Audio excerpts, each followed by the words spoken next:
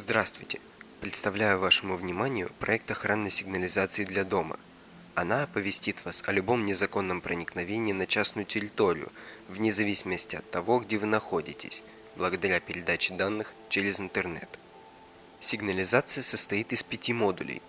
Главного, модуля считывателя магнитных ключей и 3 модулей датчиков движения, расположенных в помещениях с окнами.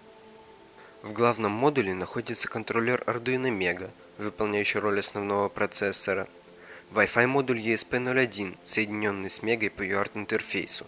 Он нужен для оповещения через Telegram-бота и email.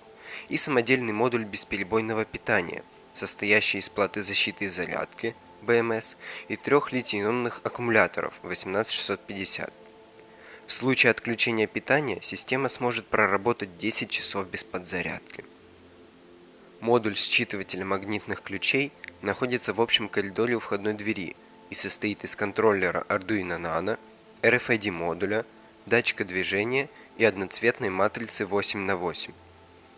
Корпуса для этого модуля и датчиков движения были спроектированы и напечатаны на 3D принтере. Все модули связаны с главным 4 проводами, 2 для питания и 2 сигнальных. Как это работает? Чтобы поставить сигнализацию на охрану, нужно нажать звездочку на клавиатуре и выбрать режим. 0 – датчики движения отключены, 1 – включены. После этого нужно просто выйти из квартиры, и охрана включится. Чтобы снять защиту, нужно приложить специальный магнитный ключ к считывателю, войти в квартиру и сразу же ввести пароль на клавиатуре. Такая мера предосторожности необходима, потому что магнитные карты легко скопировать, а пароль будет знать только хозяин. Если же в течение 30 секунд пароль не будет введен, то активируется специальное оповещение. В Telegram и на e-mail владельца будет отправлено сообщение с описанием причины срабатывания. Например, для срабатывания датчика движения выведется такое сообщение, а для открытия двери – такое. Особенности системы. Состояние сигнализации записывается в EEPROM, энергонезависимую память.